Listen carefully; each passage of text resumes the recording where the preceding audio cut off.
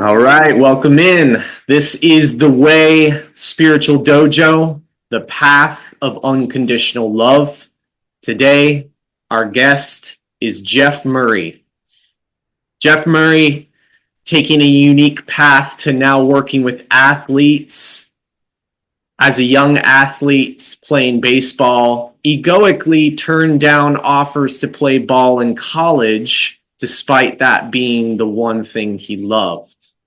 After college, he worked in sales and service leadership in 5 different industries, married and divorced 2 times, and found himself in his early 40s wanting to make a major change.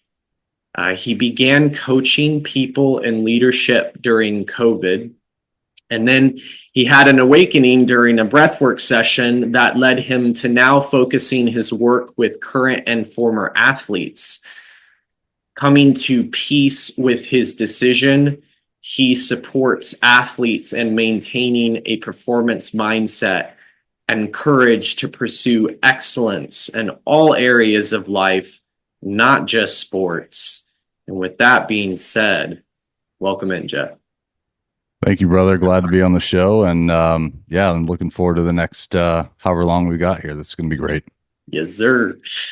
I just want to say I love your backdrop, which is very like just what's the word? It just fits your you being a coach. Yeah. The artificial turf's great. I love it. Everyone's like, "Are you laying in a bed of grass?" I'm like, "No, I'm just. It's on my wall. It's on my That's wall." good. Yeah, you could totally just put your hands up and look like it. That's actually pretty cool. Yeah. Cool, man. Well, I'd love to just start off, and I've been doing this, and I actually really like doing this of asking people's upbringings because you know, this podcast is very simple. We just go in conversation around what unconditional love looks like in all aspects of life. And I think it's always important to understand people's upbringings to help paint a picture for the listeners. Mhm. Um, you know, this also is for people that are, starting off on their awakening journeys. Or it could be for anybody, but I like to ask questions that are for people that have not even heard of breathwork or things like that. So, Right. but yeah, to start off, I'm just curious, what does unconditional love mean to you, Jeff? Hmm. Definitely wasn't the first question I was thinking I was going to get, but I love that. And for me, unconditional love, honestly, it's truly, it's really about self first and foremost. To me, it's what's the true embodiment of what we were born and created to be, anyway. And the only way we can truly unconditionally love anything is if we truly unconditional love ourself, and that means our whole self, accepting all of ourself, our generational past, our own individual past, and our present, and knowing in the unknown of what the future is actually going to look like, and just giving and surrendering to what is, and realizing that all of it is happening for us, and just loving every single aspect of that. And really, at the end of the day, when it comes, whether it's God or universe or whatever it is that people, the thing that people pray to or lean on or look to, it's that thing that created us, was unconditional love. Mm, mm. And that to me is the true essence. And if we can learn to embody that, we would definitely live in a much more peaceful world and a much more peaceful place, and also come together in unity instead of the divisiveness that we unfortunately see so much in our world right now. Yeah. Yeah, beautiful, brother. Yeah, that's really very well said. And as we go through this conversation, it's definitely we're gonna just like tap in, drop Yeah. into what that feels like on our bodies. So where did you grow up?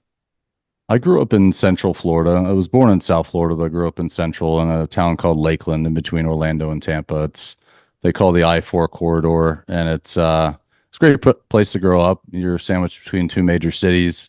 You got the beach on one side and all the theme parks on the other. And yeah, it was a lot of fun, and definitely taught me a lot growing up in more of a rural slash suburban area of America. Yeah. When you were growing up, did you have any siblings? I do. I have an older brother. It's about 2.5 years older than me. Okay. Older brother. And uh, were you close with your mother and father growing up? Yeah, I mean, so in retrospect, yeah, I mean, definitely closer to my mother, just because uh, by the time I was 5, my mom, and my dad, got divorced. And so my dad was around for things like sporting events, but not having that consistent father figure in my life was it definitely had a major impact on my life. And obviously healing work that had to go with that, Mhm. understanding things on a different level and understanding why he left. But yeah, one of the most I was close with them, and now my relationship with them is amazing. Mm, Both of them. It's a lot of healing work that I've done, journeys that I've done, where addressing those things and realizing the path forward for me and how to kind of mend those things. And it's and that came with accepting them for all of who they were, knowing that they did the best that they possibly could with what they knew how to do. mm. Yeah, that aspect of doing the best they could with what they've learned, how they've grown up. I definitely resonate with that. We sometimes, like, as we're growing in this journey, it that aspect is just not land. Yeah. It's yeah, it's definitely a process. Yeah.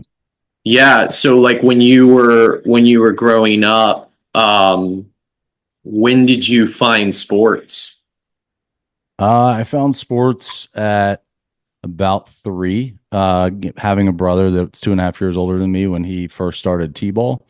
Okay. Um, I immediately wanted to be, of course, you just want to be just like your brother, right? So he's the older version of what you understand to be like a masculine image. And so I immediately picked up a baseball bat, and started playing. And it just kind of morphed from there between that, soccer, football, basketball. But baseball was always really kind of the first true love. So yeah, around 3 years old, it really started to take shape for me. And in this process, especially the last 5 years or so of understanding myself outside of just mindset, it became very uh, prevalent in my understanding of me and who I was, and also in this journey of helping former athletes now and current athletes, realizing it's very present with them too, that a lot of athletes go into the sport and that field of play, whatever it's on, whether it be a baseball field, a football field, a hockey rink, whatever it is, that becomes like a sanctuary and a safe space for them outside of the world that they're trying to escape. Oh, I love that. So like you as I love that too, that your older brother like became an image for you of just like kind of growing too as an athlete. And I love that you use the that word safe, just a safe space. And I can imagine as a kid picking up a bat and starting to play and like finding a love for it, like what kind of safety that just like encapsulates. And then yeah, they're just like that's really beautiful. I love that. No, thanks, man. Yeah, Yeah. it's very interesting how the athlete specifically, and other obviously professions as well, but the athlete specifically starts to develop because you're putting on a uniform every time and it almost becomes like it's a superhero like outfit. And like that seems great, but as we all know, the superhero mask and armor becomes one of just always feeling like you're never good enough and you're always Mm, trying to prove things. So yeah. mm.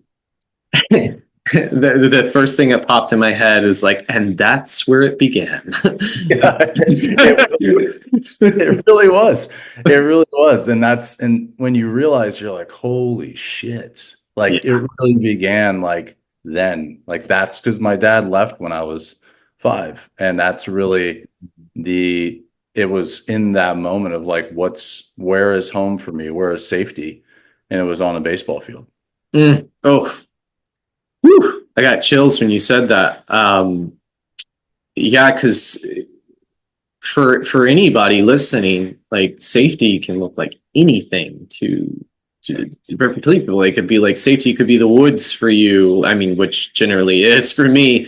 Yeah. But like, yeah, safety could look like anything, which is so it yeah doesn't have to like that whole aspect of safety can mean many different things to many different people. Yeah. Um, so as you were growing up, um, you know, and you were following that path of being an athlete, at what point did you, was it when you were little where you were like, man, I could do this professionally, or I want to do this professionally? Was that at a young age you thought that? Yeah, I mean, it was, that was the other thing too, not having a consistent father figure in the house. We all have, I guess, heroes or role models that we look up to. And Yeah. mine was ended up being this particular baseball player at the age of 7 to 8 years old. Mhm. He was a lefty first baseman, and I was a first baseman. That was the first position I played besides pitcher. Um, and his name was Don Mattingly, and he was just a really Oh, good, don't know. Yeah. really good human being. Like he was just led by example, worked hard, and that kind of I was that's who I wanted to be. And I realized, oh yeah, this would be amazing. Imagine inspiring because for me, and I didn't, of course, you don't correlate it at that young of an age, but then looking back, you say, wow, that's why I dove into that because he inspired me, and all I wanted to do was do the same for other people. And Mm, it was just that understanding of really knowing like when you work hard towards something, you dedicate your time and effort into something that you love, good things eventually happen. And that was became kind of just the moving direction, and everything kind of became about sports at that point. And then eventually baseball was uh, mainly the only thing I really focused on at the age of like 14 moving forward. So yeah. mm. Did you so like moving forward at 14, were you the type of person that put like posters up all around your wall, like just like surrounding yourself with that? I would say probably a little obsessed for sure. If I were to self-diagnose myself as a kid, there was probably some obsessive compulsive disorder. Okay. Mattingly became kind of it was because I was always seeking guidance from a consistent male figure, even though like, I mean, I met him a few times, got his autograph a few times as a kid, which is amazing. I still have him to this day. But yeah, I mean, my walls were lined with posters of him, and it was so down to the point where I even wanted just to like grow a mustache because he had a mustache, and I would, he'd put the eye black on. It was almost like this embodiment of I am that superhero type of person. And, I had over like 500 of his baseball cards. It was very intensive because but I was blocking out the external noise that could have brought me down a different path, which was good at the end of the day. Like I'm grateful that I had that obsessive compulsive behavior to stay so hyper focused on that thing and just dive into it, or else I could have gone down a path of drugs or other things that, kids that are seeking, like a male dominated figure or seeking acceptance. Yeah. Yeah. That's it's the outlet.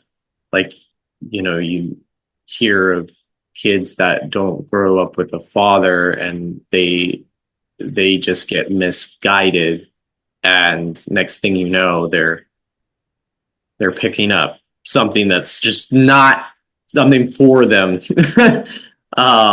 But yeah, that's just generally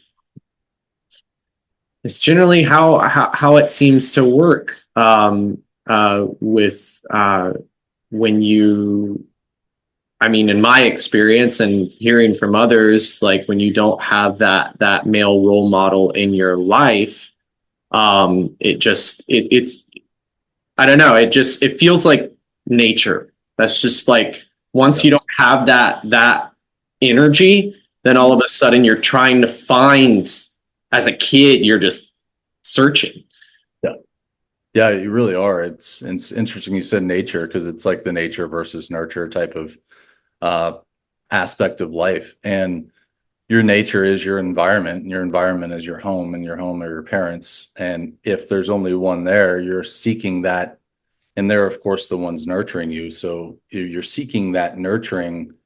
You get it maybe if you're in a single household with your mom, you're getting it from the mother, but not from the father. So your nature is like split. It's kind of like a forest that's undergoing a controlled burn, and like it's half of it's burned and the other half still alive. And it's you feel like and you're getting the nature or the nurture from this one side but not from this side, so that nature is like divided.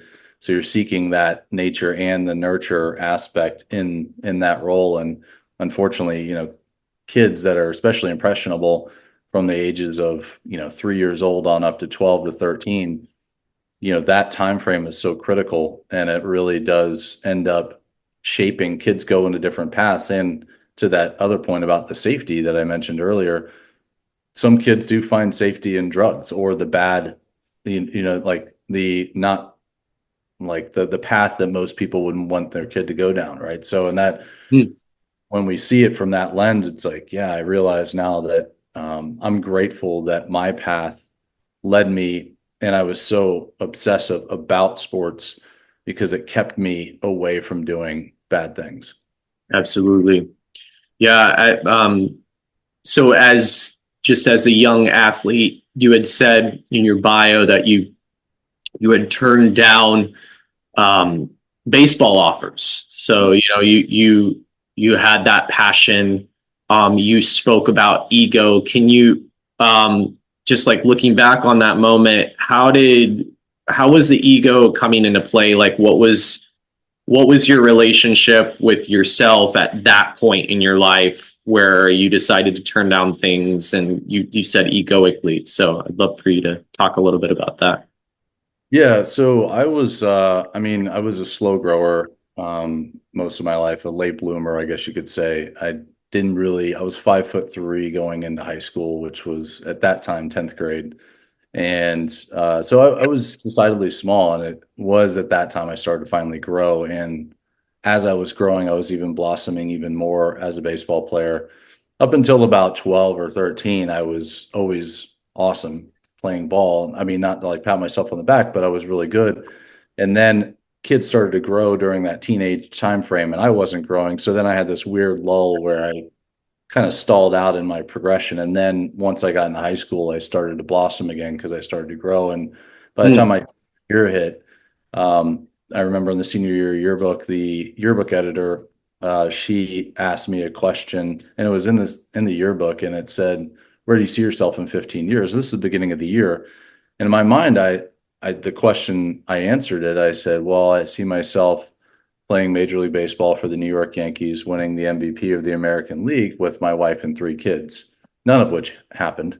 I did actually have two wives, as you saw in the bio, but mhm. no kids. Didn't end up playing baseball. But even at going in the beginning of my senior year, that was still the central line of focus. And then that senior year, everything just kind of derailed. I had a great year statistically. It From the pitching perspective, hitting was became kind of just like a secondary thing for me at that point. I hit just barely over 300 my senior year, but which in high school really isn't that spectacular. Um, and I was more of a singles and like gap hitter than I was having any kind of power. But pitching became more of the forte for me, and I had my record was only 6-5, but my ERA was about 1.6. I had like 70 strikeouts and 70 innings and 18 walks. I think it really, so overall, like I had a really great, pretty great season, and ended up having offers from 2 community colleges and 4 universities. And in that time frame, but over the course of that year, my coach, he pretty much just he just kind of gave up on the team that year. Like he was checked out. My teammates weren't giving their effort, and I just got so tired of the politics, and I was so frustrated because I was giving everything I possibly could. And even about 3/4 of the way through the season, I had 4 players, younger players, come up to me during practice, and they asked me, they're like, "Why do you always give 110% practice?" And my response was, because I don't know when my last play is going to be. So Ooh. I'm always going to give everything I've got. I'd rather break an ankle sliding like into second base, like going all out, than break an ankle by just like half-assing into second base by just kind of jogging to the base and just like stumbling over my feet. So it was always this mentality of give 110%. And when I realized I didn't want to deal with the political aspect of things, I checked out, and nobody knew that I was. I remember our last game was against the number 4 ranked team in the state, and I only gave up 1 earned run. They ended up beating us in that game, and I was pitching against one of the top pitchers in the state that day, and was just for me, it was validation that I did well and that I knew that I could go on to the next level. But it was also extremely numbing moment of my life of realizing like I didn't have the passion that I of this thing. And I mean I always had the passion, but there was this thing that didn't want me to keep going. But it was an egoic decision. And the ego basically said, screw all these other people, like screw my teammates, screw my coach.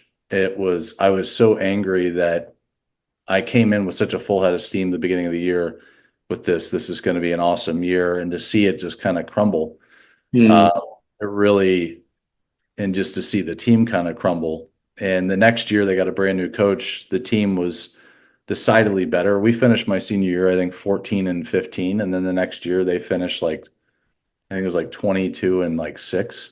So, and I went and watched one game because I went to college in my hometown at a small school called Florida Southern. And I went to one game, and after the game, the players saw me, and the returning players, and they all went up to me and they said, "We understand why you're playing the way you were playing, and we're sorry that you're not here this year." And just because they knew that I was like the only thing kind of keeping that team together the previous year. And uh, it was good to hear that, but at the same time, the pain, I didn't realize at that time that the pain was so ingrained into my body and the anger. Um, but I was so good at numbing and just, kind of overpowering and overcoming any kind of emotion. It was, it was all mindset, right? That's what we're taught, is like overpower and overcome. But when you don't deal with that trauma in your body, it just sits there and it builds and builds and builds. And I Mm. was just so great at suppressing. But at the end of the day, I only have one person to blame for my decision to quit, and it was me. And but I look back there, that was the one regret I had most of my life, was stepping away from baseball and not Mm. living out to see what could have been, had I just pushed past the ego and been like, you know what, on the next level, it might be different. I don't know if it would have been different, from people that I was friends with at the college that I went to that told me I should, play for the team. It didn't seem like it was much different at that school. And so I validated in my head that it was the right decision. But at the end of the day, there's no right or wrong. It just is what it is. It took me away from the path, though, that I always believed was going to be my path. And it left me into like my own version of like a hero's journey to try to figure out, where am I going now outside of the one thing that I've always believed I'd be since I was like 4 years old. So, Mm. Mm.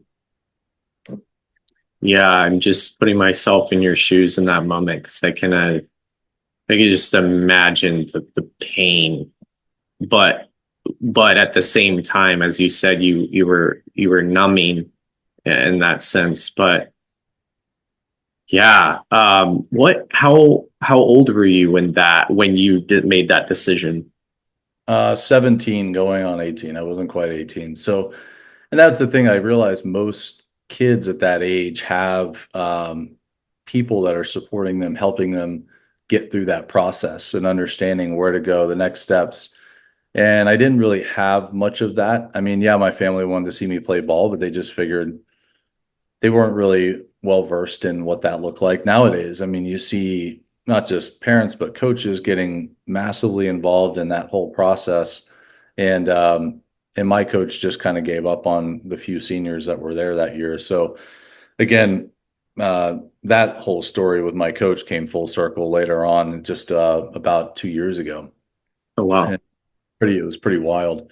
And but yeah, that for me, seeing that it was to make that decision as a 17-year-old. I mean, it was, as you know, like children were very ego driven anyway. And in Yeah. my teens, I was so still focused on I deserve this, I deserve that, and I was pissed that the teamwork from the team was just failing.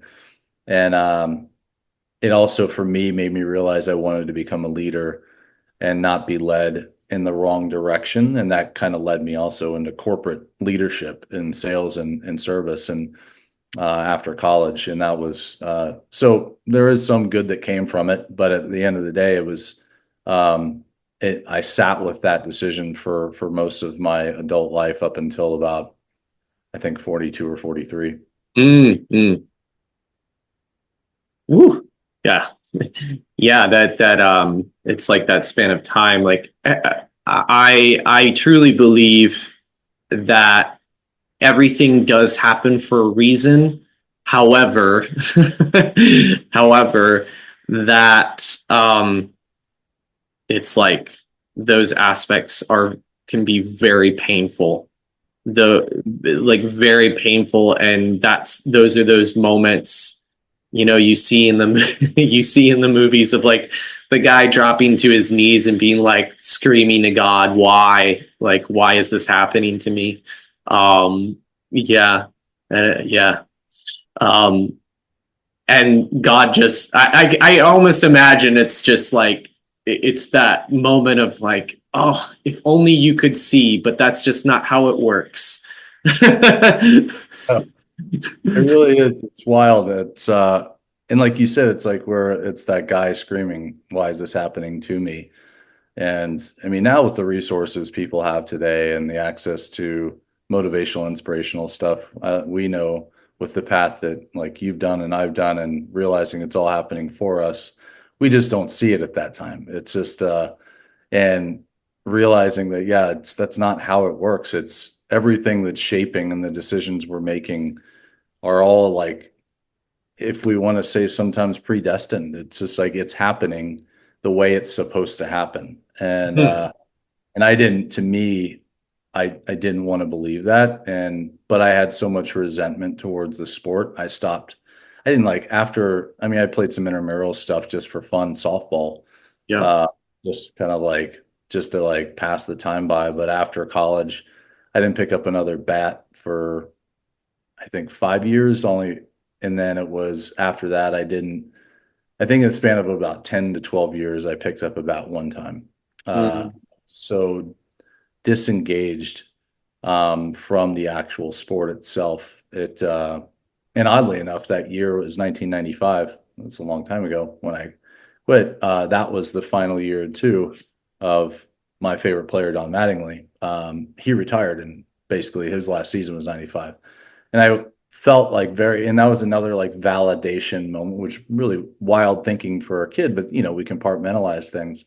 And mm, yeah, it makes sense. His last season, like, and now I'm deciding to quit or I had already decided to quit at that point, but it was very, not smart thinking, I guess, at that point, but at the same time, it was the thought that I had, and it was the energy that I was living in. And, but yeah, it ends up being the right decision at the end of the day. mm.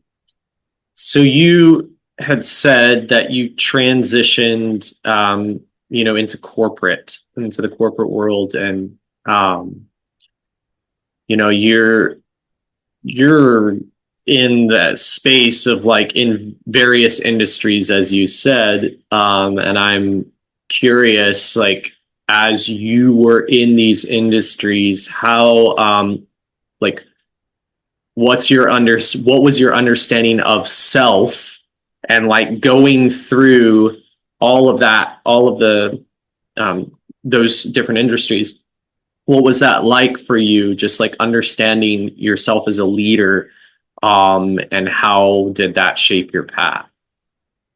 Um, One of the best things I learned through that, and I realized that leadership is universal, right? It doesn't, you see so many jobs in so many industries.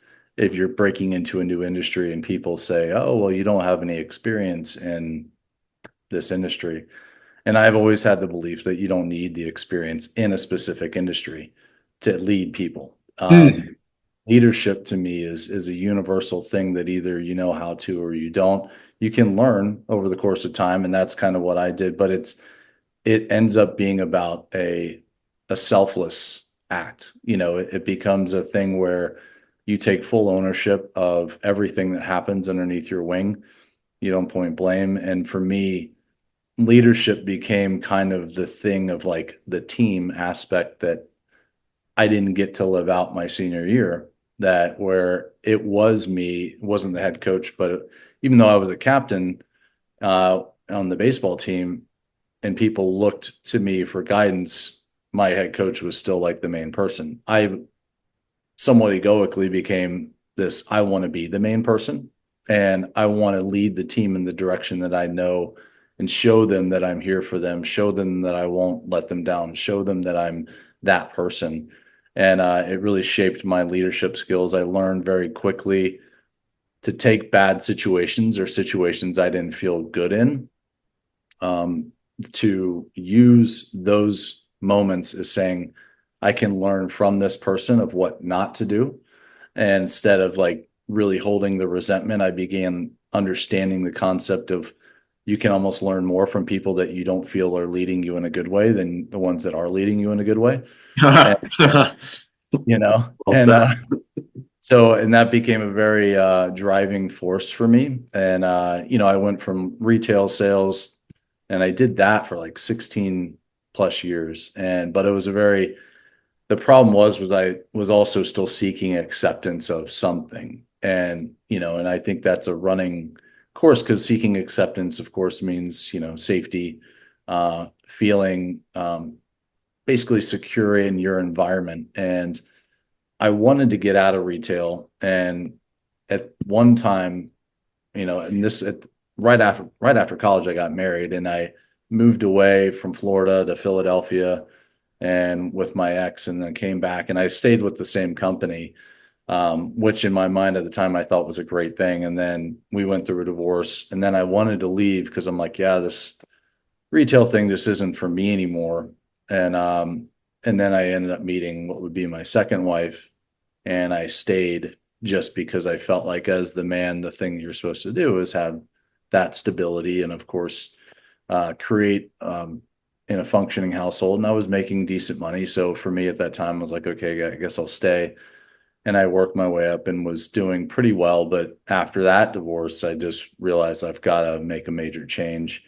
And that divorce was like 2013. And then in 2014, I exited from that company. It was kind of a sabotaging of my career at that point. I had spiraled pretty intensely around that time, and then got into other industries. I decided to shift into complete different trajectory, knock doors for about a year and a half, almost 2 years, selling on 100% commission.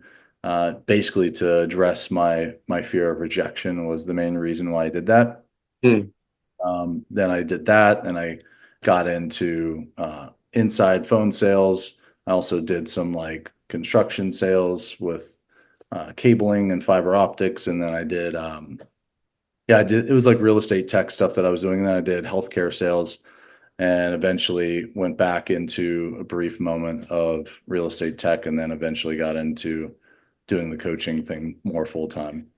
In that all the aspects of the corporate world, And you bringing up that thing about learning from people that are not great leaders more so, I resonate with a lot. And but like, as you were going through all that corporate world, what would you say is like the one thing that, maybe at the time you didn't know, but now, like, as you've grown a lot, what would you say is the one thing out of all of the, like, going through that wheelhouse of corporate, um, uh, uh, was the lesson of that love was teaching you, throughout that path? Um, I think I didn't know it obviously at the time. However, I mean, it's like the slow drip. It's like there's something inside you don't really know that's happening. I guess you could call them like the stalactites and stalagmites of your body, and like the slow drip of love that's like happening inside. Wow, that's great. That's a great visual and also a great analogy. Thanks. I was thinking like, I guess that's what it's kind of like, the slow drip inside. And in that moment, um, over the course of time, I realized it was learn how to love and accept yourself fully and not need the acceptance of anything else around you. Because once we learn to do that, then of course that's when we start to truly surround ourselves around the right people. Uh, Realizing that that road was very lonely at certain points, and doing things in accordance, when I stopped doing things for other people, I still kept doing that in intimate relationships for other people consistently. And that was like the mother wounding Mm. side of things in life. And from a business perspective, I realized that I guess it was about halfway through, that the first job that I had out during when I first got in college, and of course I stayed in for 16 years in retail sales. About halfway through, I told myself that something needs to change if I'm even going to have any kind of stability in this, because I can't keep operating in a way where I'm just basically brown nosing and sticking, doing whatever it is they're telling me to do when I know what they're telling me to do above me isn't the right thing for my people.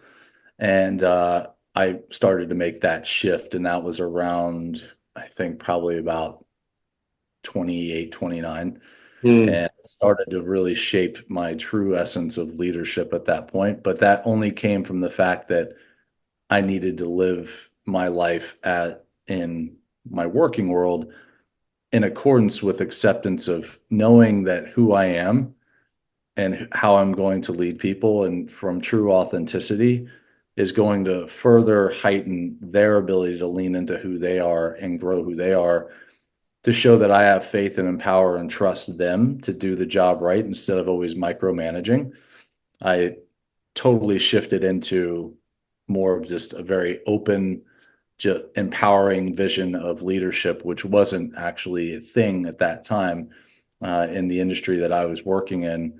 And with the leadership above me and how they operated, it was very micromanaged. And that was the first like slow drip of true acceptance of my working self. It wasn't truly accepting my personal self still, but the working. So it became like a Jekyll and Hyde type of Mm. life. Where you're leading this life and then you're leading this life. When now I realize they're all one and the same. Personal and professional lives need to be led in the same way. But at the time, I didn't I didn't feel that, didn't see that, but I was so focused on making sure that part was right.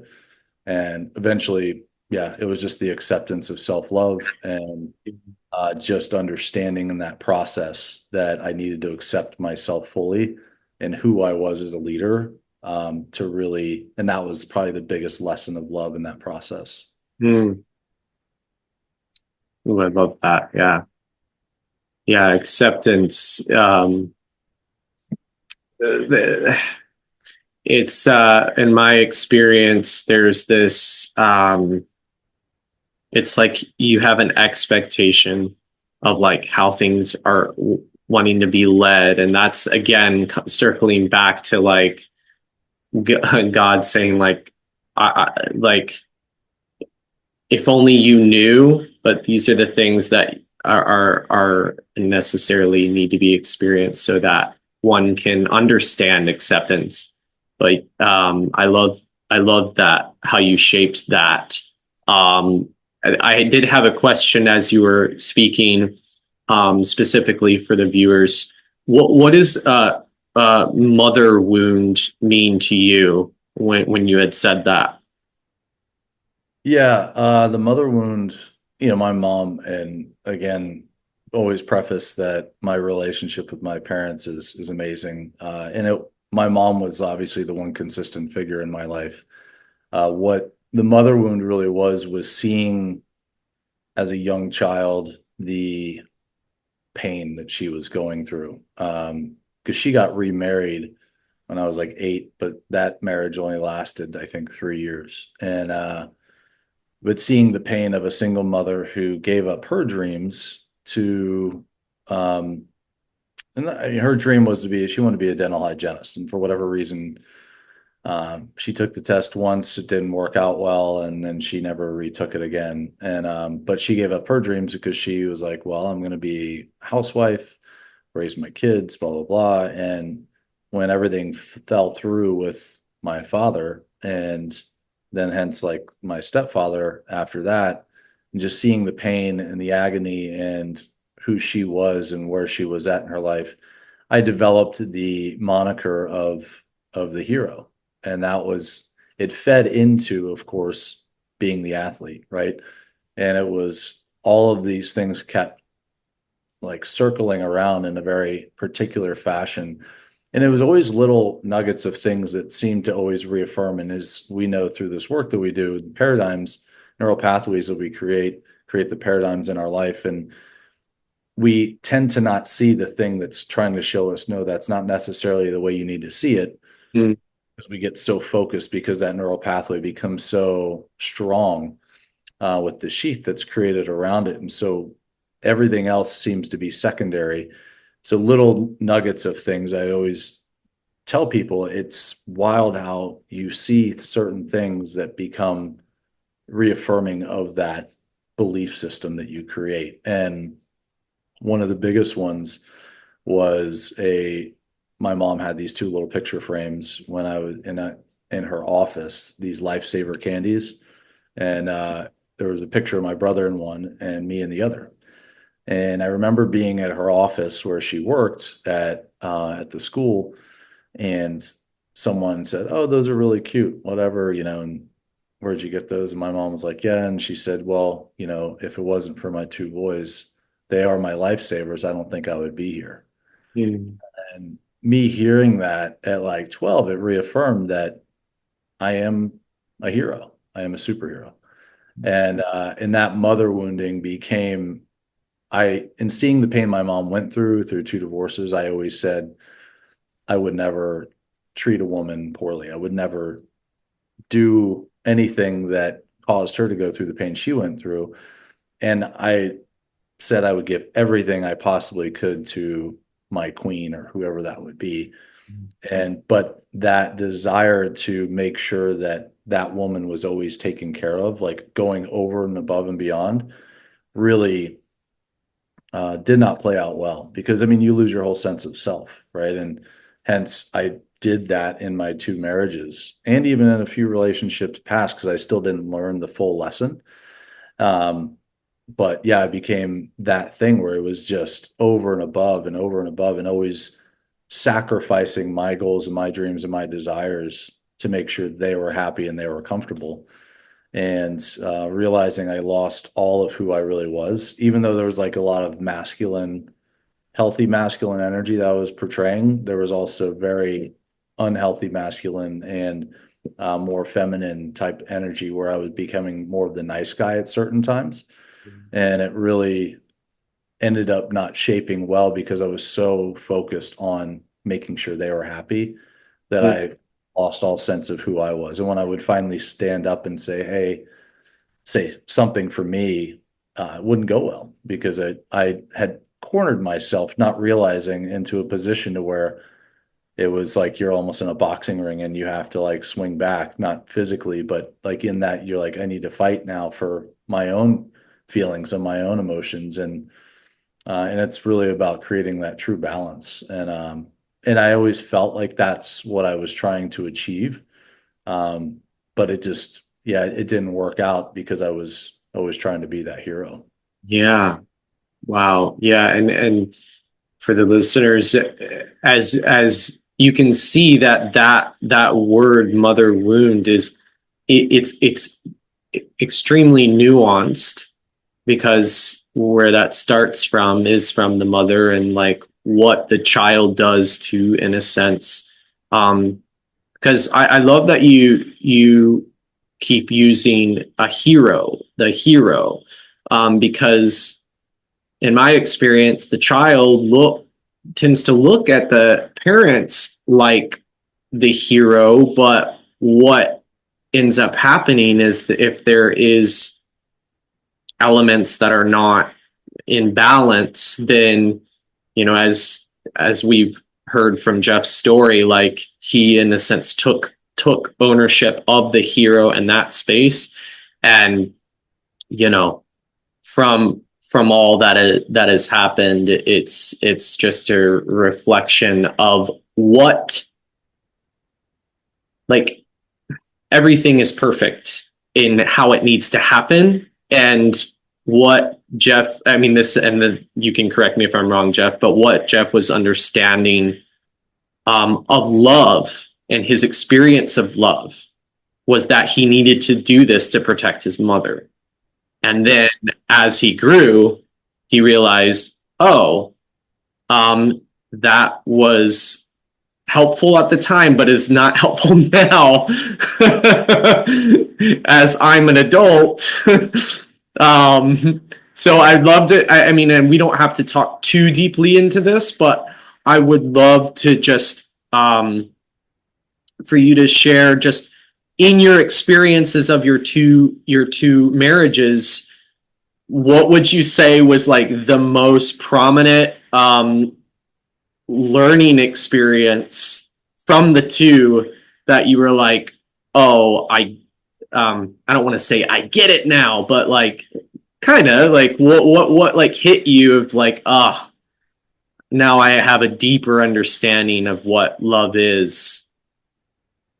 Yeah, I mean, for me, it was looking back and when I could piece the puzzle together, because you can't connect the dots look going forward. You can only connect them looking backward. And connecting the dots or putting the puzzle pieces together, I realized love, or the lack thereof, was really just, and it was both people. We trauma bond. They were wounded, and they were seeking someone to kind of save them, in essence, after getting out of bad relationships. And here I am, like, I want to save someone. Hey, it's wild how that works. The energy of the world. Here I am. Yeah, I'm going to save you. But it became just the understanding, looking back, of uh, true acceptance and love of myself and no one else. And knowing my truth, knowing my boundaries, knowing who I am at my core. And when things don't, when there's maybe a disconnect or, frustration mounting within a relationship, is truly being able to have conscious communication and respect of boundaries of who those individuals were, what they want, and also satisfying your needs, and realizing, how do we work together? How do we operate together?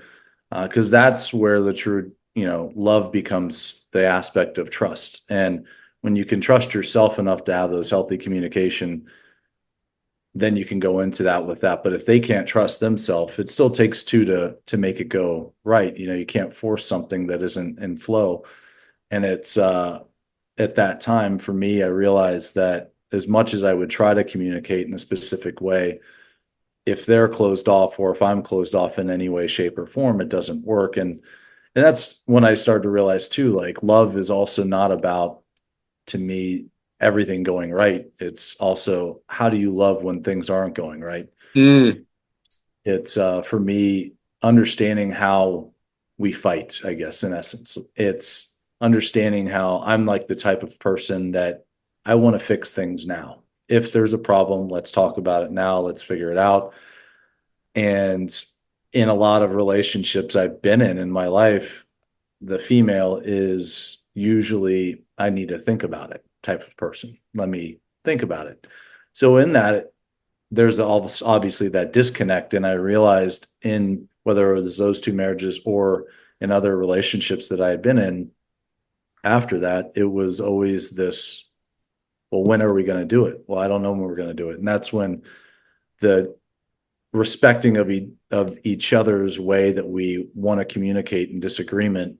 And for me, if she can't give me a time frame, a time, because anything in life needs to have some sort of a time bound scenario, in essence, of saying, okay, well, I can't talk about this now, but let's talk about it in 5 days when I've had a chance to really sit and think about it. Cool. Now for me and my mentality, I'm sitting there thinking, okay, she told me 5 days from now. Now I know that that's the time frame. I can allow this to let this be and just set it down until Yeah. we convene then.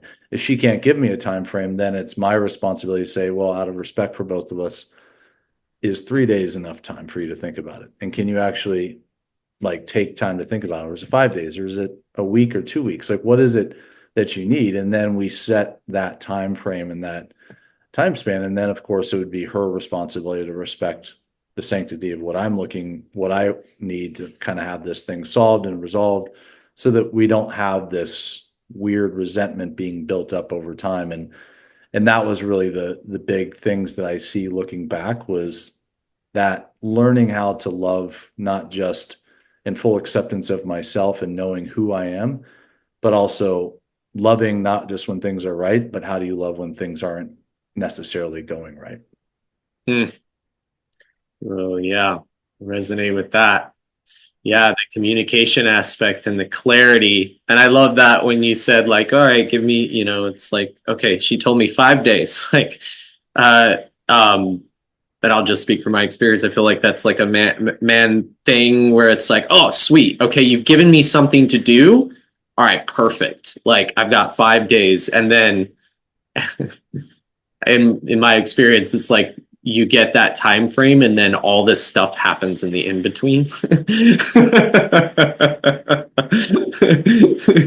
don't have to say too much around, but it's like oh, simple, and then all of a sudden it's like what was agreed upon is now not the thing.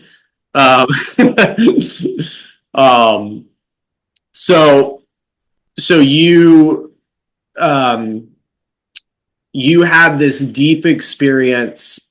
You had a pretty much like an awakening experience for you around breath work. I'd love for you to share that experience and like also if you could explain what breath work is while you're going through that because like I just met another. It's so funny because I'm in the world of like I know what breath work is, but like I was talking to somebody the other day, and I asked the question. I said, "What are you like? What lights you up? What are you passionate about?" This guy said literally said, "I love to breathe," Hmm. and I'm thinking like that's your first answer. Like what excites you is breathing, and he was being serious, and so I'm immediately like, have you heard of breath work? And he's like, nope. So I imagine for that person, once they find it, like what that experience will be like. So Talk yeah, about I'd love for transform. what's Oh up? wow. So talk about transformative. That would be huge for him. That's Oh my amazing. gosh. Like Yeah. I love breath. How simple is that? I'm like, that's beautiful. But yeah, I'd love for you to share your experience. Yeah, breath work, in essence, to me, I mean, it really is just conscious breathing. And there's a lot of different types that people do, whether it be like holotropic, Vipassana, different things that people do as far as types of breath work.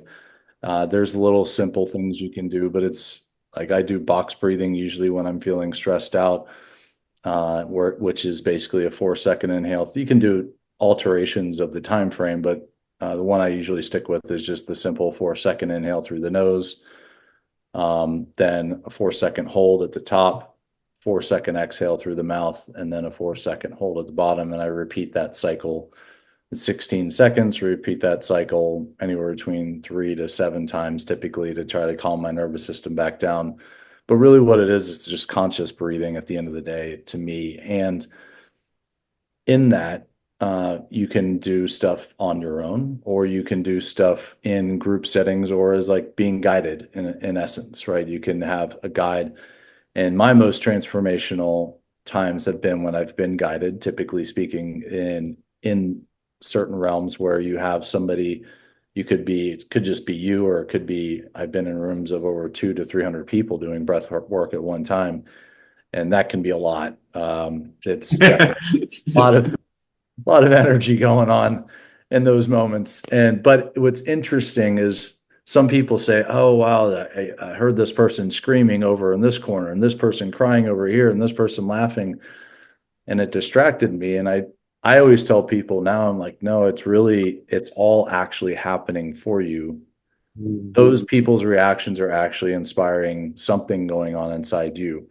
So it's to learn to accept all of it and for what it is and how it's happening, and not to push any of it away, because that becomes the resistance. That becomes you're trying to force instead of allowing it to flow. But yeah, I mean, for me, I've had so many. That was my first segue into like the true like spiritual realm of things.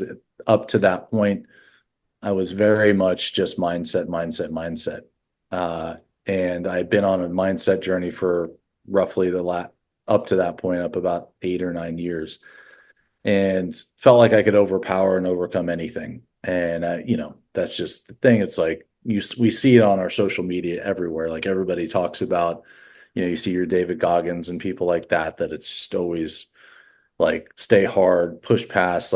And there's time for that. It's an absolute thing. However, if you don't address your traumas and the things that are ingrained inside you, you've been suppressing for years, your mindset is only as good as the level that you've dealt with those things. And those things keep coming up, keep showing up. In my first experience of breath work, I now jokingly talk about it, but at the time it was very wild for me. I gone through a pretty rough breakup, and I just turned 44, and it was for me, I remember the exact day, the time, where I was, and I had my one and only anxiety attack I've ever had in my life. And I jokingly say it was my first breathwork session, because at that, in essence, anxiety is like it's rhythmic hyperventilating, right? And in essence, kind of like when you do a breathwork session, you're doing like holotropic breathing, and you're quick to like inhales through the nose and a hard exhale through the mouth, and you're doing that rhythmically. Your body starts to feel tingly. Your body starts to feel these interesting emotions, or things are coming up, because essentially what's happening in that moment is through the rhythmic breathing and the intensity, of course, the pineal gland opens up, which is the same thing that happens when we are dreaming, and releases DMT, which is a natural hallucinogen that we create. And in that, we start to see things. Now, of course, when we're dreaming, we're asleep, and that's why it's called a dream. We're doing our own individual thing. Sometimes it makes sense, sometimes it doesn't.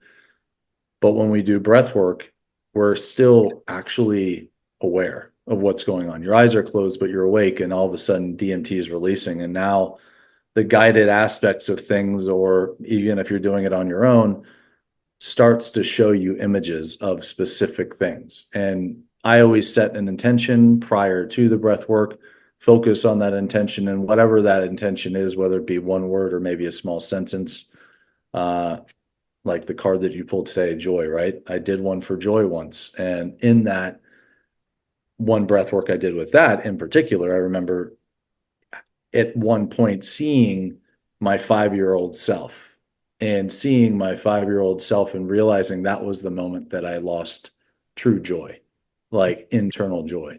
And I started playing catch with him, throwing a baseball, right? And then he stopped and looked behind me over my right shoulder, and I turned around and I see my 5-year-old son. I don't have a son. And I realized who that was, my 5-year-old son. And I'm like, wow, what the hell is going on? So then I started playing catch with the two of them, like my 5-year-old self and my 5-year-old son. And I realized, like, at that time, I couldn't bring a child into the world until I achieved, remembered the joy that I was having when I was 5. And that was, and that's the types of things people experience when they do breath work. And so yeah, I've had a lot of transformational experiences. That was one, but when I had the hyperventilating moment of the anxiety attack, in this sense of loss of this person, and I'm like sad and frustrated. I can't believe this is happening. This remembrance of my father leaving when I was 5 and driving away in his car and me chasing him down the street popped up. And I'm like, what the fuck was that all about? Mm. And in my mind, I'm sitting there thinking, like, it immediately got me back into normal breathing, which was interesting, right? And because my attention was diverted away from this thing that I thought was causing me the pain, but really what the pain was the abandonment wound of the 5-year-old kid when your father leaves, and how I'd been living with that consistently. Mm. That's when I realized there's something deeper to this, and I like buried myself for like 2 weeks just to try to figure out what was the connection. And that's when I realized it was abandonment. Because I didn't even really know what abandonment was. I was like, I've never been abandoned, whatever. Like, but it was just, abandonment comes in all different shapes and sizes, and not feeling safe for a child comes in all different shapes and sizes. So that began my journey truly about 3.5 years ago to almost 4 years ago now, on personal development of the inner world, not the mindset, and realizing I need to heal the heart and all of that that's going on here in order for my mindset to be optimal, like truly optimal at the way that it needs to be. And so that all kind of took shape. And the breath work that we were talking about earlier that was kind of transformative was actually a gentleman that we both know. Was at like a personal, like, men's retreat with a group of friends that we were doing in Maui, and Samson Odasonia Yeah. was there. He was guiding the breath work. And in that, um, I my intention was confidence. And right prior to, I picked up like there was like coconut palms. Of course, it's in Maui, so that's awesome, but that like a small coconut that had fallen that didn't obviously reach maturation, and I picked up and I just pretend like I was pitching. I don't know why. I just instinctively did that. And at this time, I had been coaching now for about a year and a half, and almost 18 to 20 months. And I was focused solely mainly on like leaders and coaching people who want to become leaders in business. But I wasn't feeling very passionate about it. I was on the verge of like stopping altogether. And I just was like, you know what, I want to go through and just stop this altogether. But in the breath work, right before that, I throw this small coconut like I was pitching, and one of my friends said something to me about it that was there, and said, "Oh wow, like I didn't know you were a lefty, blah blah blah, this that, and the other." And so we were chatting, and then going into the breath work, and my word intention was confidence, and in that, I saw myself uh, getting like into the depths of the breathwork session.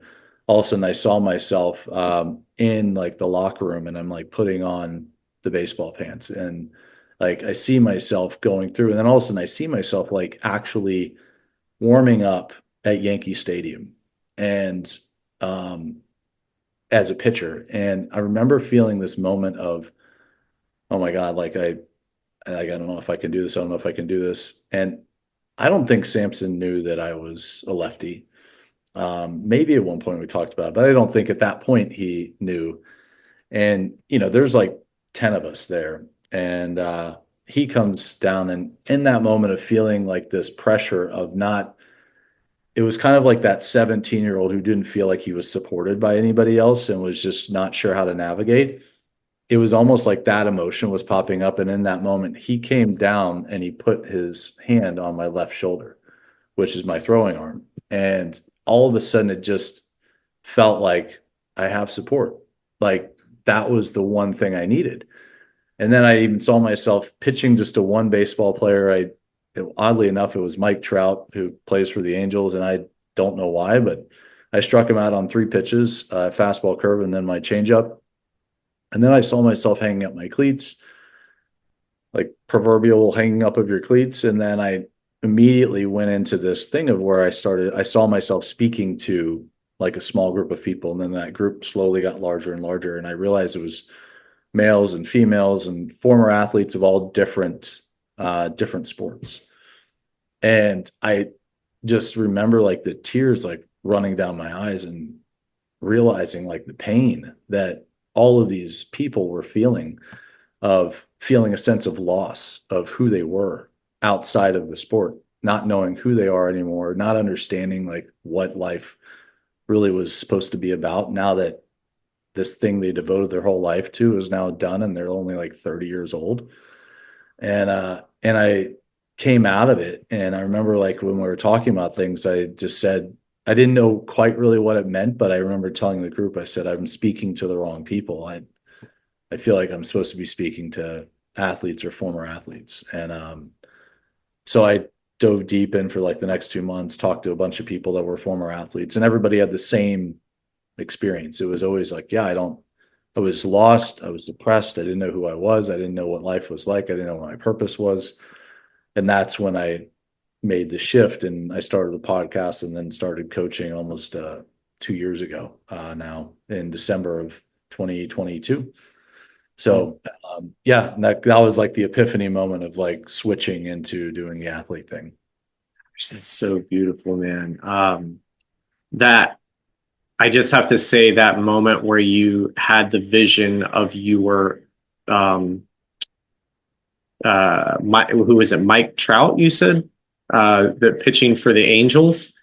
I like I just was like, if that isn't a God wink, like the fact that the team's name is Angels, it just sounds like while you were going through that experience and that vision that popped in your head, it just literally felt like angels were just surrounding you in your experience of just like your healing experience.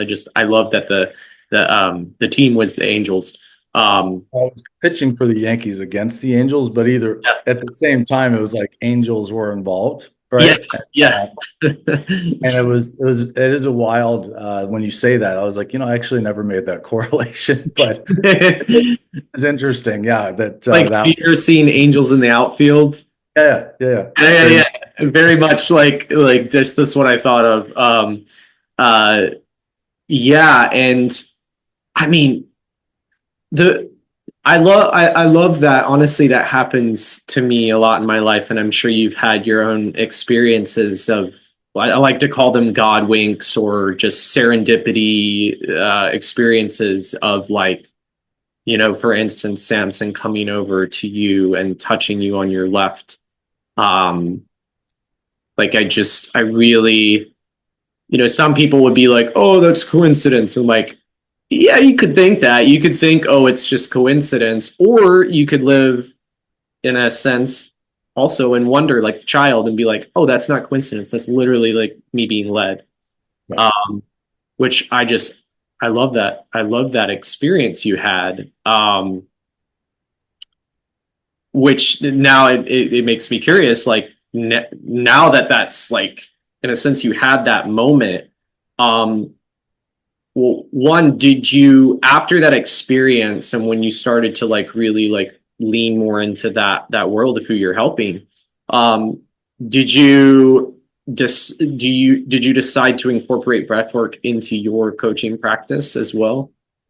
I mean, other than just the occasional like stuff that I would start out with like one-on-one stuff or like talking about, I haven't yet, but it's something I'm working on now, working on getting a certification in that, just to further expand and Sure. realize that through somatics in general, I realize there's so much in that. And a mutual friend of ours, in a guided ceremony that I did with him and Emily, Scott Seymour, um, he I did a psilocybin ceremony with them, and in Beautiful. that, and I afterwards They asked me if I've ever done anything with somatics, and I said no. And they're like, well, the way that you were like moving your hands over your body and like you were literally shifting energy.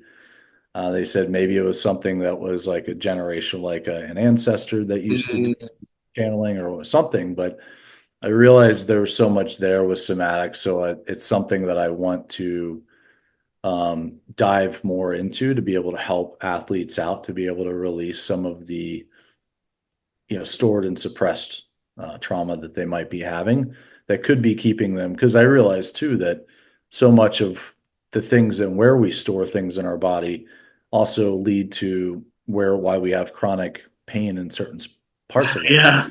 you know? And so like you might have the athlete that has like trouble with their shoulder or their elbow or their knee. And if you work through those things and you can convince them to say, hey, this may not be our Western style medicine, but like let's lean into this from like a holistic perspective and get them to trust of understanding and what that looks like. It could very easily propel their performance even further as the athlete. And then of course and beyond so that they're not storing that moving forward. Yeah. I was listening to an episode on a podcast the other day, and it's the simple things, man. Like the simple things that can really unlock pain that was stored in your body, but like simple things like breathing.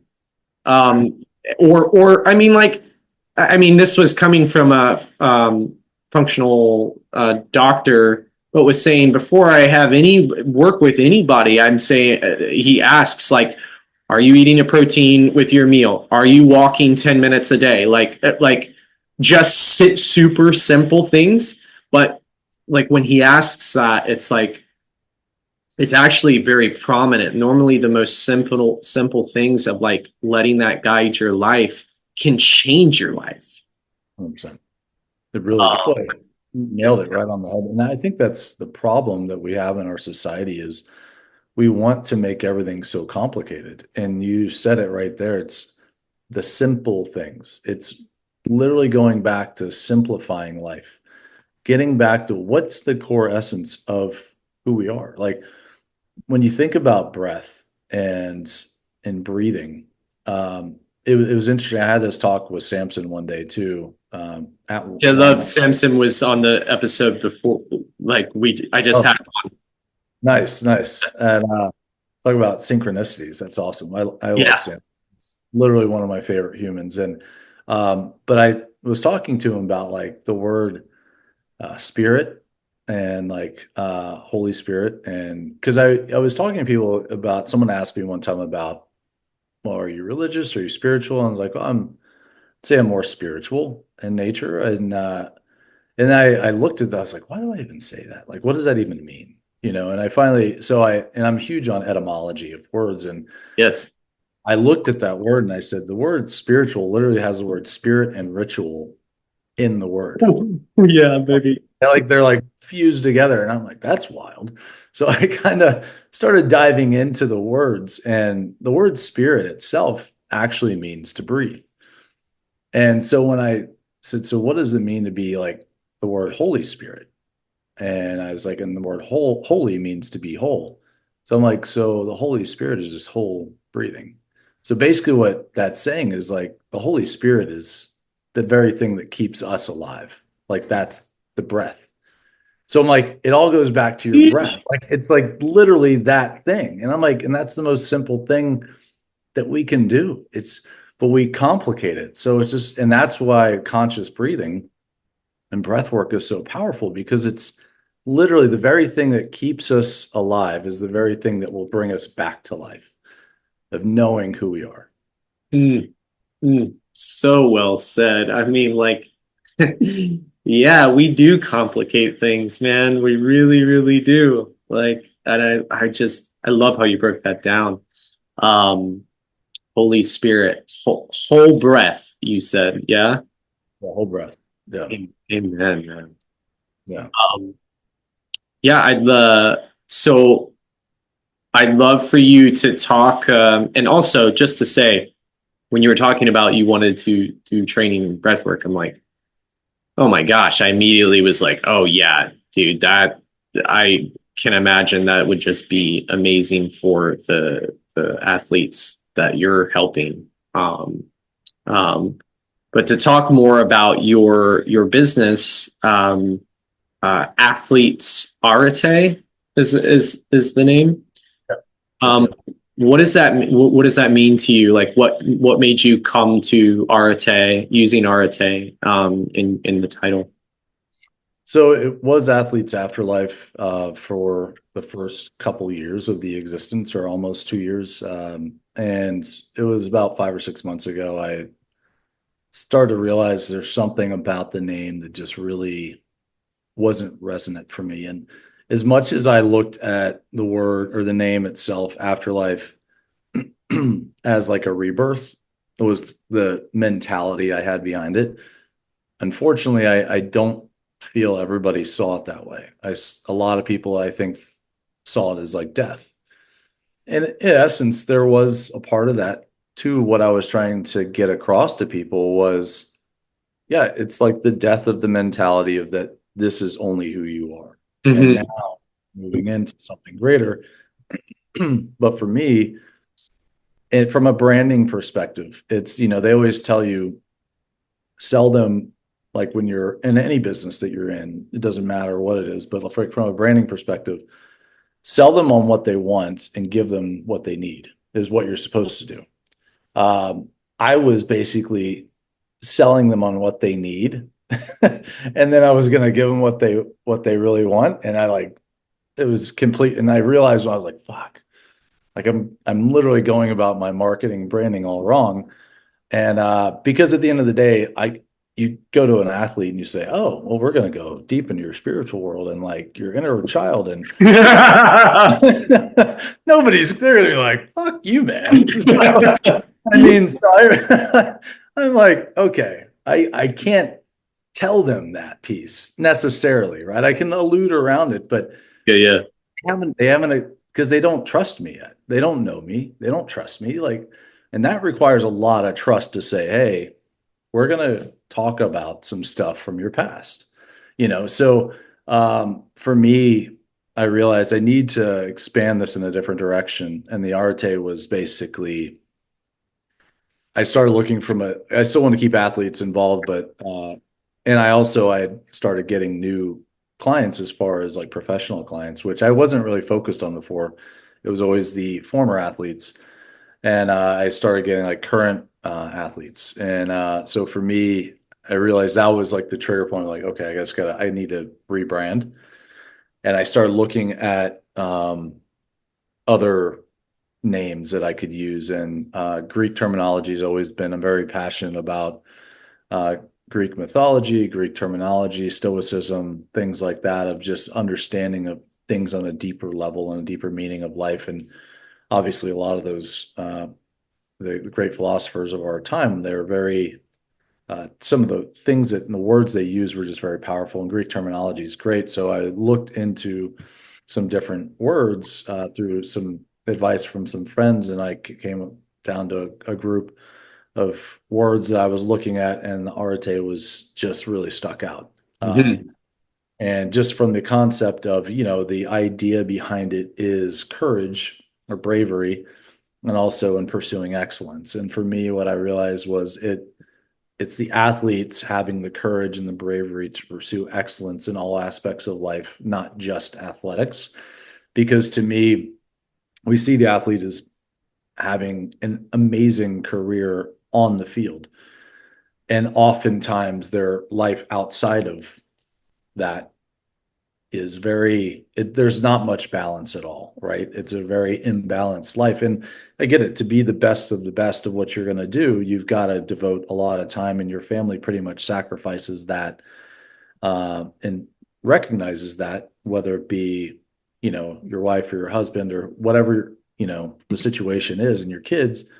But when that time starts to come, it's about prepping the current athlete and then also working with the former athlete now that they're already out of it, but prepping the current athlete to say, how can I have the courage to pursue the excellence and being the best husband or wife I can be, being the best parent I can be, being the best Mm-hmm. society I can be. outside of what I do as the athlete. And and hence the same thing for the former athletes, like working with them to say, you don't have this thing that takes up so much of your time all the time now. Now it's time to focus.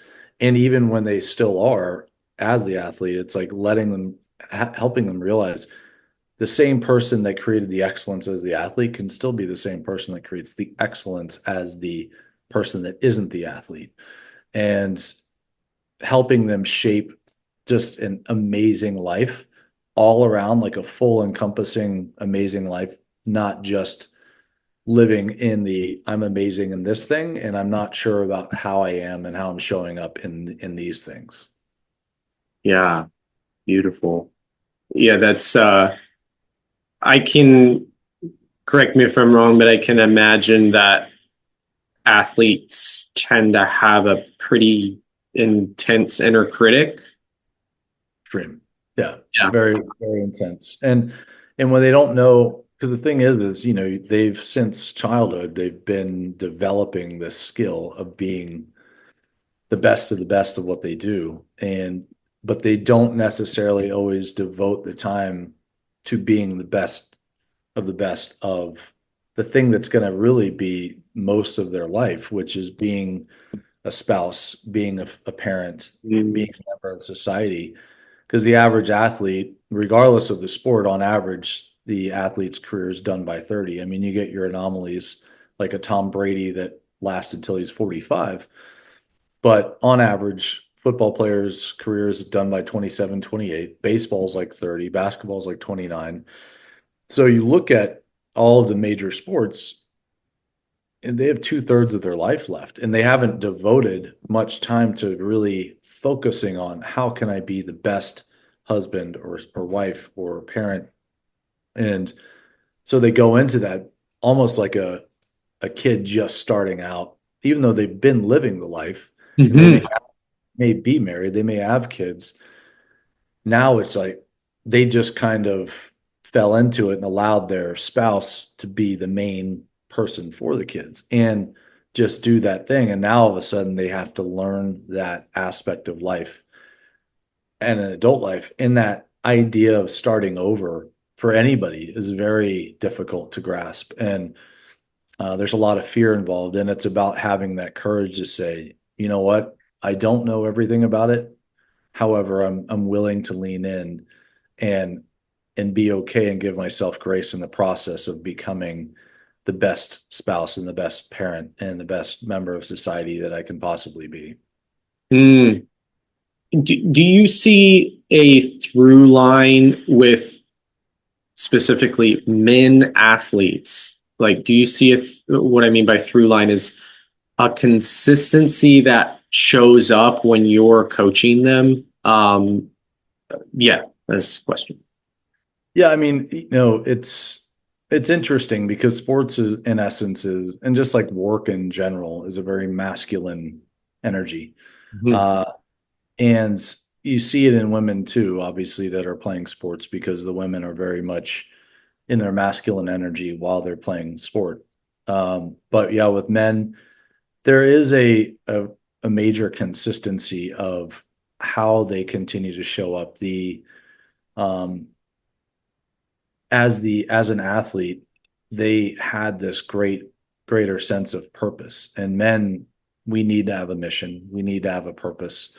It's literally part of the ingraining of who we are and not setting our themselves up for what success looks like outside of it causes them to start to scramble, causes them to start to figure out, well, what do I do now? Like, I didn't have a plan B or an alternate plan A outside of this thing. And they start falling into things that were somebody else's plan A. And now they're just living somebody else's dream when they were living their own dream. And now their dream is now gone because they retired or they got injured or they just didn't make it to the next level and they're just lost. And there's just this a lot of things that I see in guys that I've worked with, and there's this obviously direct connection and correlation to trying to live up to the expectation of either one or both parents Mm. of um, how do I make them proud of me? I need to live up to this. And that is that's one of the biggest obstacles that I have to work through with them, with a lot of them, is just working through that dynamic of helping them realize that you're not supposed to make them proud, you're supposed to make yourself proud. And helping them lean into that. And by making yourself proud, you'll actually inadvertently make your parents proud. And hence all the lineages of generational ancestors that are looking to you to be this person. They just want you to be you. They just want you to be the truest essence of you. And but there's still this holding on of like, I'm not doing enough. I'm not enough. And it's for men, it's such a and it takes a lot, as we know, for men to really speak up and to really talk about their pain.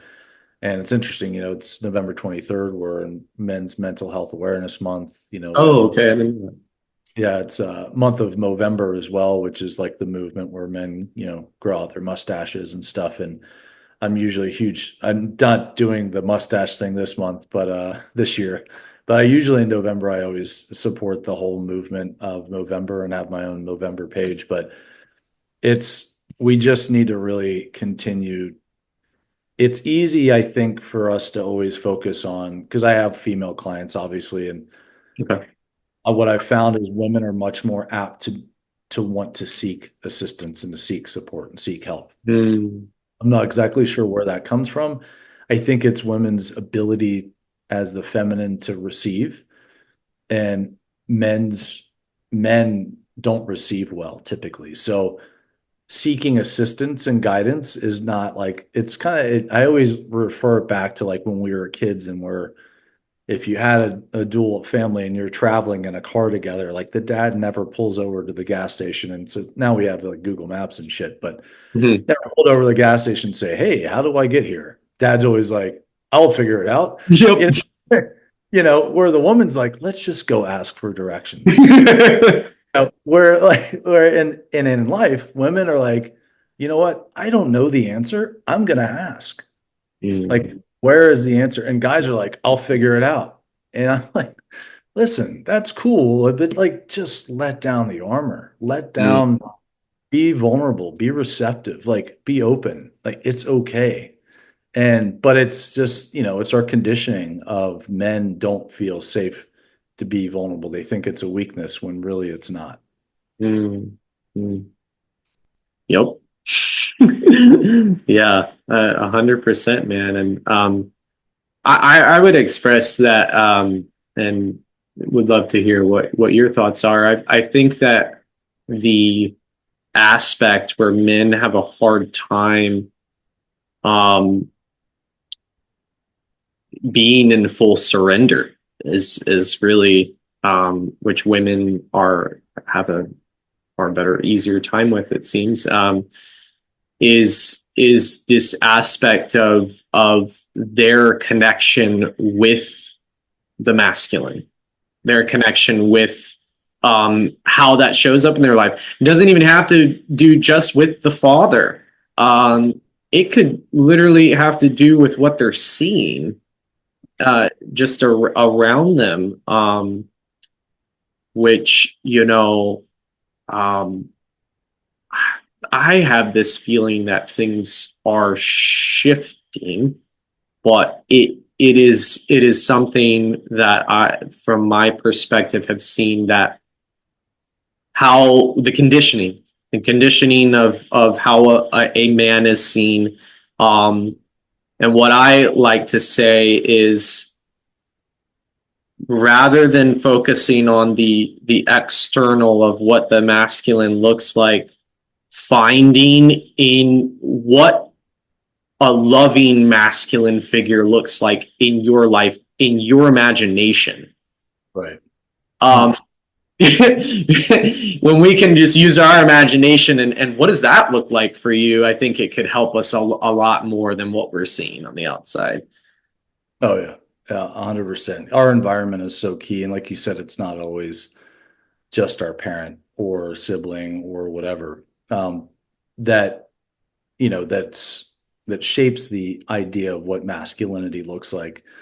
But it's about who we are and who we surround ourselves with, but learning, as you said, to take away all the external noise and visuals and sensory overload that we get of what we think or perceive things to be, and then just going in and saying, what is my true self know to be true? Like, what does my Mm, intuition tell me is the absolute true essence of what a healthy masculine figure looks like in life?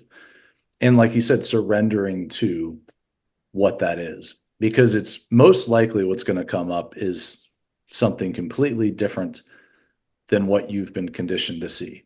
mm, In a lot of ways, there's going to be similarities of things, but there's going to be things that you feel might seem, well, that doesn't seem masculine, when actually it is. It is very, mm.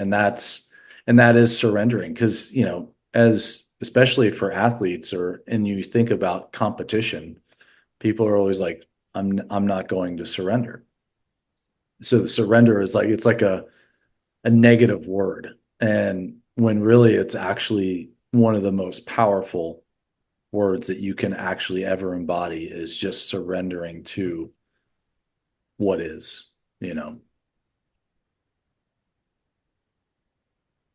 I just like want to let that land because that was really well said. Yeah. Beautiful, man. So what does what does the word legacy mean to you? Oh, wow. That's a word for me that just really, it used to call it was a very triggering thing for me, from like what a friend said to me once, where, because I don't have any children at this point in my life, Yeah. and I'd been through a couple divorces and a couple failed relationships, and one of my friends at the time, I wouldn't, we don't really talk much anymore, interestingly enough, but said that I wasn't leaving a legacy because I don't have any kids. And that was a very uh, hurtful thing for me. But to me, legacy, truly, the essence of it is leaving the world a better place than you found it. Mm, Matter if it's your own kids, or if it's other kids, or if it's other adults, or just when it's my time, I want people to remember me and say, he truly led with love and kindness, and was someone that impacted the world on a better level. And you felt that impact from interacting with him. And for me, that's just really what it's about. And the only way we can truly feel, like really embody that, is learning the acceptance of ourself, and loving ourself 100% unconditionally, without any restrictions of our past or anything that we've been through, and saying it's okay, just like we do with, I said, to do with our parents, and say, I did this in that time out of a sense of safety. I mean, whoever's listening this, it could be, if you're listening to this and you've shaming and guilting yourself for being addicted to drugs at one point in your life, it's okay. Like, it's okay. Like, what matters is who you become after that. That's part of who you are supposed to be. And that's part of your legacy, is to now shape that into something positive for other people that may be going through, turning your pain into purpose. And that's, I believe we're all destined to have our own individual pain that we're supposed to go through, the suffering of life. And it's our mission to find that suffering or pain, however you want to contextualize it, and shape that into the purpose of what our life is. mm. Pain to purpose. I love that. Do you see yourself? I mean, I feel like I know the answer, but do you see yourself having kids? I do. I definitely do, especially after that breath work.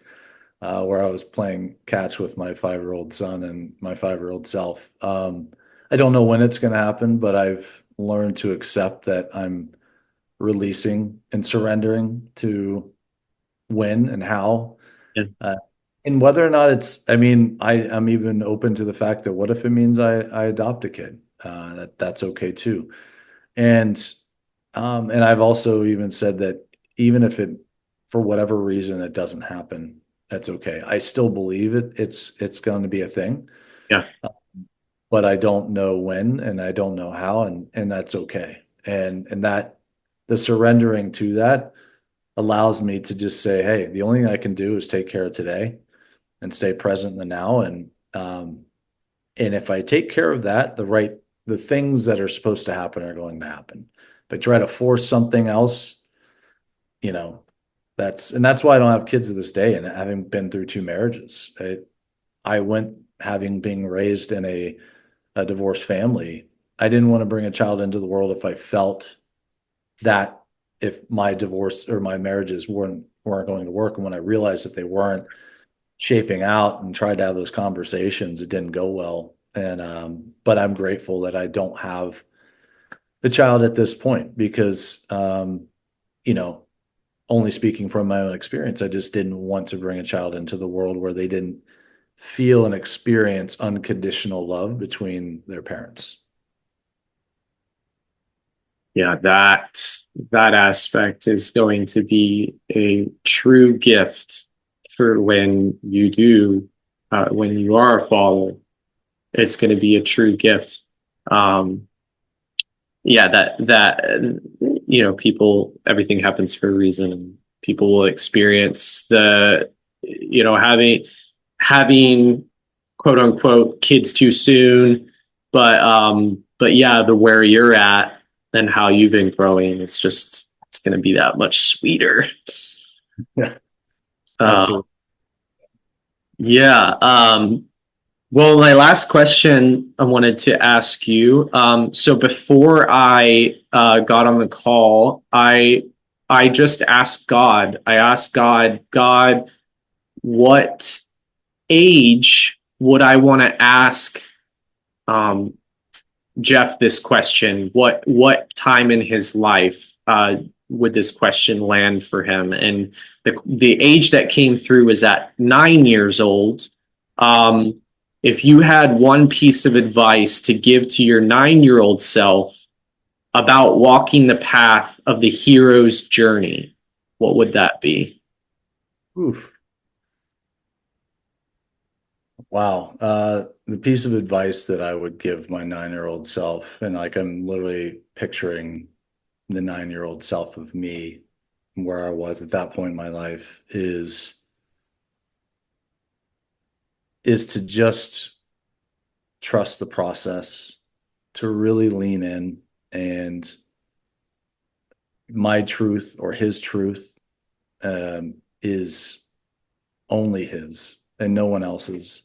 That what he's experiencing, what he's seeing his mom go through a divorce at that point, getting remarried and struggling in that marriage too, and that the safety that he is finding in the baseball field is serving its purpose for what it is, but to continue, don't allow it to become all of who he is, and just to continue to shape his existence through what his lens is and what he knows to be true in his truest essence of life. And as much of the external noise that's going to be happening around him is just to stay focused on that, because none of that's going to matter.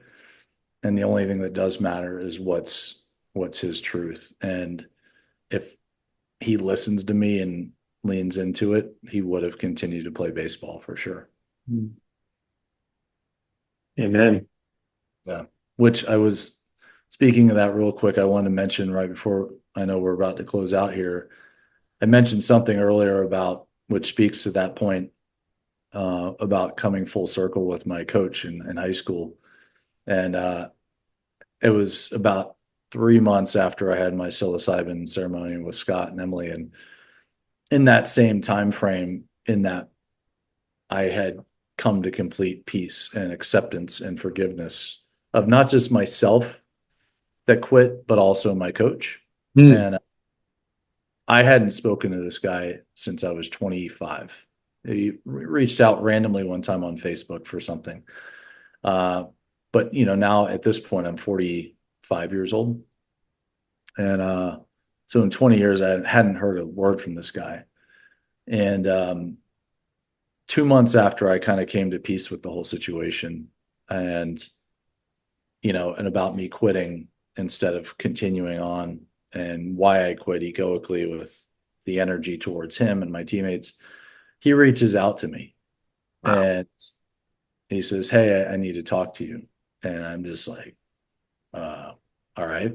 So in my mind, I'm like, this is wild. Like, what the hell could this be about? And so I accepted, because I said, you know what, I have no animosity. Like, I'm not bent out of shape about it. I accept the whole situation. I love myself.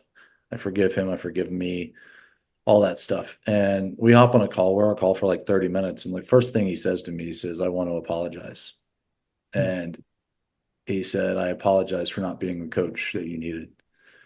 I apologize for not showing up the way that I needed to." He goes, "You're always my favorite player." He goes, "You had such an intensity about you. You were the one person I thought was going to go to the next level and just take things, and continue playing." He goes, "And I've, always wanted to say that to you, and I just never really felt like I could." And it was such a powerful conversation. And I came out of that realizing, like, wow, the power of forgiveness energetically. I have no idea where this guy lives. I have no idea where he's at. Realizing that my inability to let go of that forgiveness and set it aside kept him from being able to actually apologize and accept that moment for himself. And we both came out of that. I haven't talked to him since, but it was just a 30-minute conversation that we both were able to reconcile and come to peace with everything and forgive and accept and be okay. And it was interesting to me that and for anybody listening, the power of the energy that we're putting out into the world can be felt far beyond the reach that we even have any idea. And the more we hold on to something, a regret, a resistance, a pain, it's not just hurting yourself, but it's somehow energetically hurting others because you're not showing up as your best self. So just set the thing aside, let it be, and just allow yourself to receive and accept and forgive and surrender. And you won't have that pain that's sitting inside you anymore. And I want to just like underline when you talked about forgiveness. Forgiveness is one of the main gateways in my experience of true freedom in life. And it's no accident that he reached out to you, or like with all that happened with the psilocybin. Oh my gosh, that's so cool. And I love that he reached out to you. And it's forgiveness really is a true gateway to freedom in life. Yeah, it really is. So thank you for letting me share that. That was, when I mentioned earlier, I was like, oh, I never finished that statement. So I wanted to kind of tie it in with me speaking to my 9-year-old self and, finishing playing ball and living out that dream for sure. Yeah, that was a gift. Thank you for remembering that. Well, that's it. And Jeff, I really appreciate you coming on. This has been such a great conversation. And to all the listeners, thank you for joining us, and just keep a lookout for the next episode. And I'll see you on the next episode. All right, brother. Talk to you soon.